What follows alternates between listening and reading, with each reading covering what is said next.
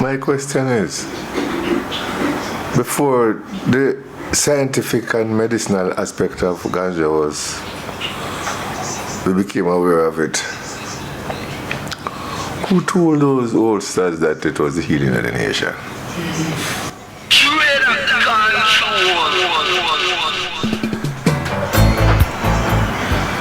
And it really is so.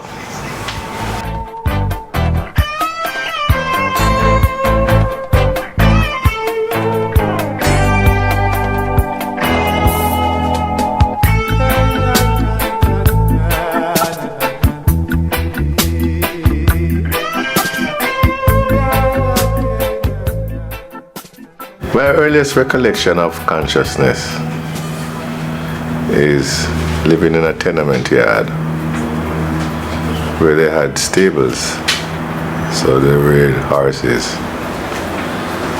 and I was recovering from one of my many bouts of illnesses that were to accompany me through life up to the 72nd year of my existence. And so I remember being fed on goat's milk for a long time, and I was fascinated with the men working at the stables. From that is in Retirement Road, Crossroads. And the next phase of my life, I understand, is that my mother is working at a place where there's a lot of white people, and she cooks the food and does the laundry. And this is a family. And a lot of houses around there, and all the people are white.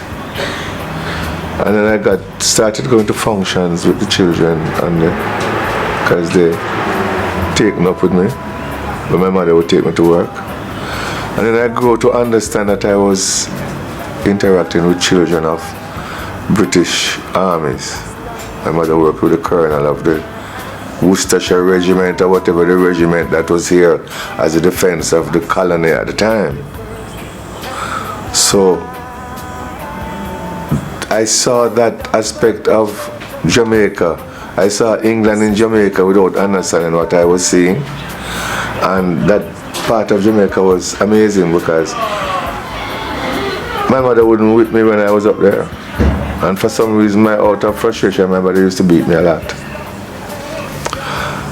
And after a while, during the summer holiday, she couldn't take me home because Andrew and Sarah, which were the children of Mr. and Mrs. Johnson, who were the colonel of the island. And so I used to interact with these children. The only thing I never did with this family, they never invited me to their table. But I was able to go wherever the white kids were going. They were going to Carib, and every Saturday morning they went to Carib cinema for a matinee, and I was the only little black boy in the soldier lorry with them, you know what I'm saying? But that it seemed normal to me until I go home, back to our one room. So I understand, in retrospect, of course, because at that age you're just absorbing. And so I got to understand disparity. These people never shouted at their children. They never whipped them. They're always explaining things. Where I was aware of my surroundings, which was Whitfield Town off Maxwell Avenue, Fitzgerald Lane, Alexander Road, which was. And then from there I remember a phase now where my mother became. So she was working with these people, but she wasn't want to leave me with, so she would lock me up in the room. And of course I would steal out through the window and go and use her thread and fly a kite. 7 years old, Jamaica was visited by a hurricane called Charlie, which is probably the most devastating one up to now. And we lived on a road called Gem Road, which is off Maxfield Avenue. My mother looked out at the sky and she said, "Whoa, look how the sky just orange up." And the lady said, "You know, so we're going to have a hurricane tonight, you know, that's why the sky looks so, you know." And like up from about 8 o'clock, and I see my mother hit the ground by the bed. And she prayed right through the hurricane. I tell you, even if Christianity fake, it has taken some people across some divide. I must tell you. And she prayed all night, and that was my first memory of Trenchtown. We had to go to Trenchtown to get drinking water.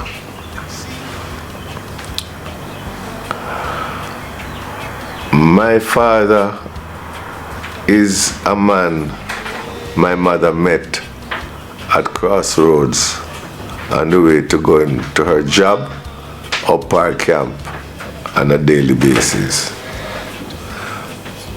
My father was one of a small fleet of taxi drivers. Those days you had a lot of elderly white women, widows or spinsters in this country. And my father was one of those drivers who they couldn't pick up a passenger on the street, but the phone would ring, and if they wanted Anderson to go to so-and-so to take these people to the doctor, to the market, etc. So on my mother's way to work one of the time, my father plucked her. I remember asking him like in 1996, just before he exited. I said, so my mother was a good woman? I said, you know, yes, you know. I said, then, why treat us up? He said, you know, we taxi drivers, we always knew the girls who come from country. And we always try to date them first.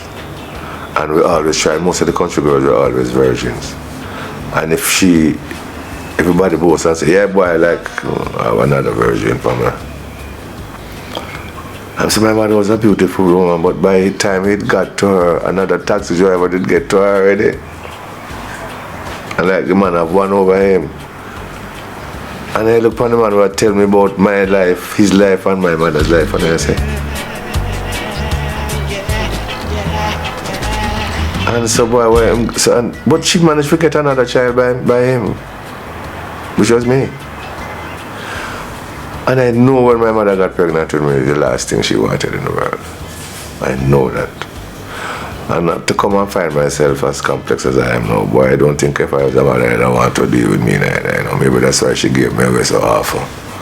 So by being given away so often now, you don't get to tend spending your time in school because you always change from school to school. When I reached 18, that after I go through various children's home and all them things, that's another whole aspect of my life, you know. Cause like me said, me feel like I come like about 553 years. Anyway,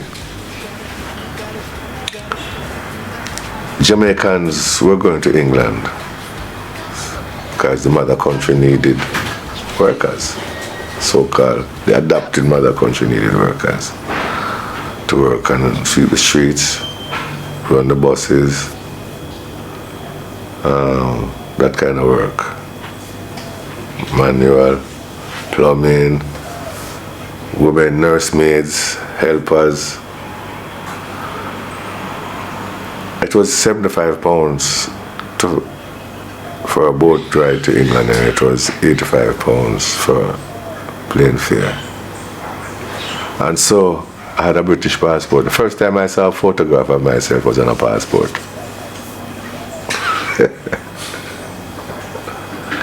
It never worried me after that though, because I never really developed a personality.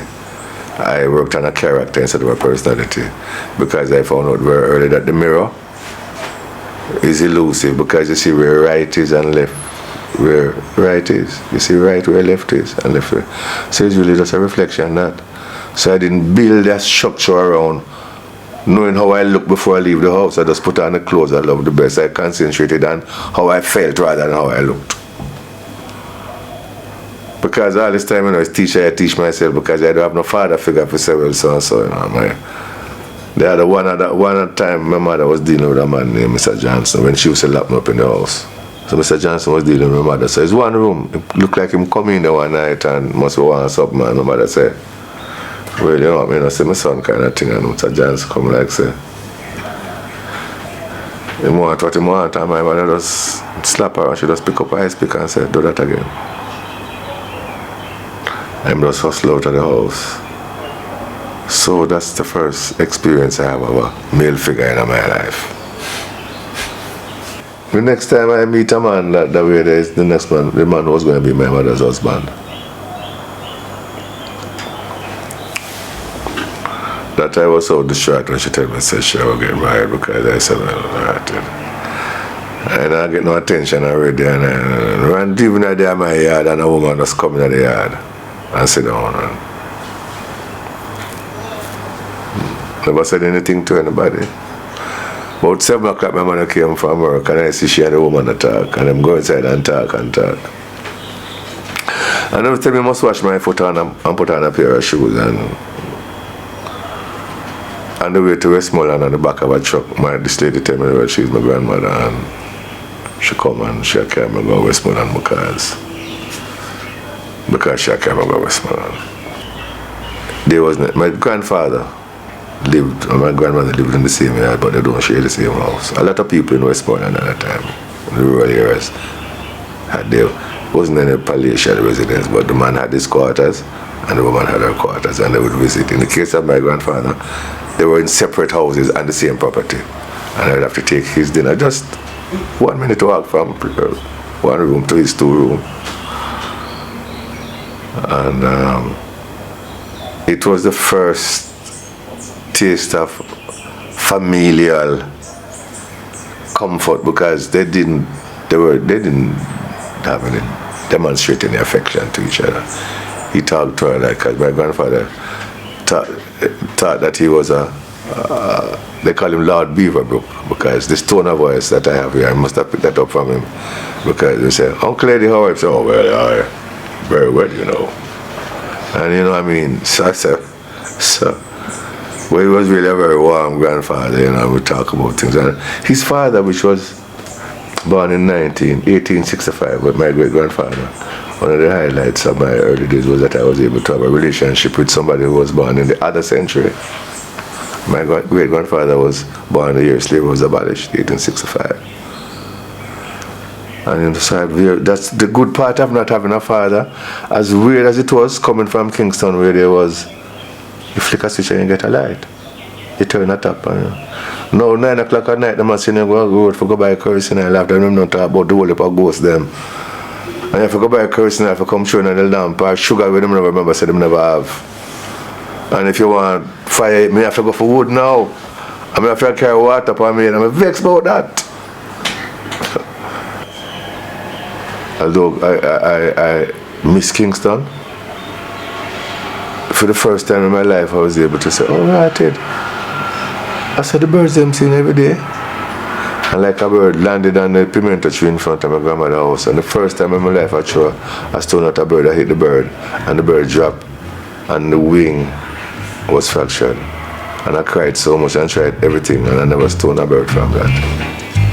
I knew one day we meet for a day. Somehow I've when my grandmother died, I was standing at the head of the grave, and there was a small funeral party. And I wanted to break down and cry so hard and so loud, and I refused to. I don't know why. And I just would not cry, and but that too. All I remembered about the funeral was the fact that I didn't know how to cry. I wasn't happy that she died, but I was glad that I was going to come back to Kingston with my mother.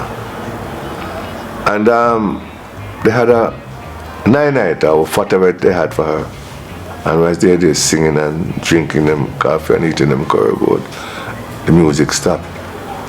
And my mother just remarked, I have to go back to Kingston now, and I don't know what I'm going to do with this boy now, cause.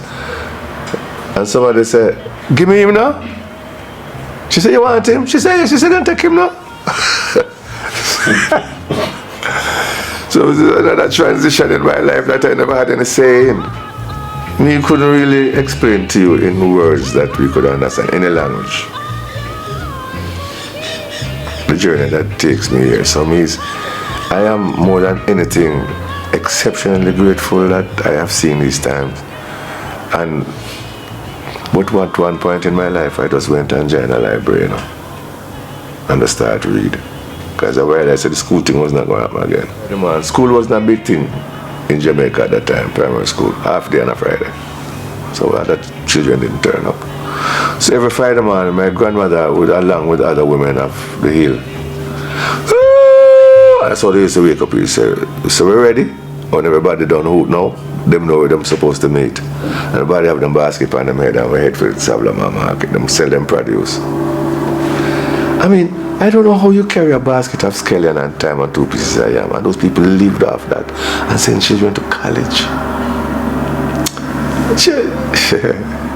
In the springtime when it was time for planting, all the planters did your field today, and the women planted the seed, and everyone did. No one checked. No money never passed anywhere. Them have a digging and a singing. Woman are come every load. A reality. Them think that we folk singers and them people that sing go on as a liberty amongst the African them who did retain that kind of thing there. We'll go have a lunch break, some potatoes, some part along the line. We can have a lunch break right now. We'll take it right now.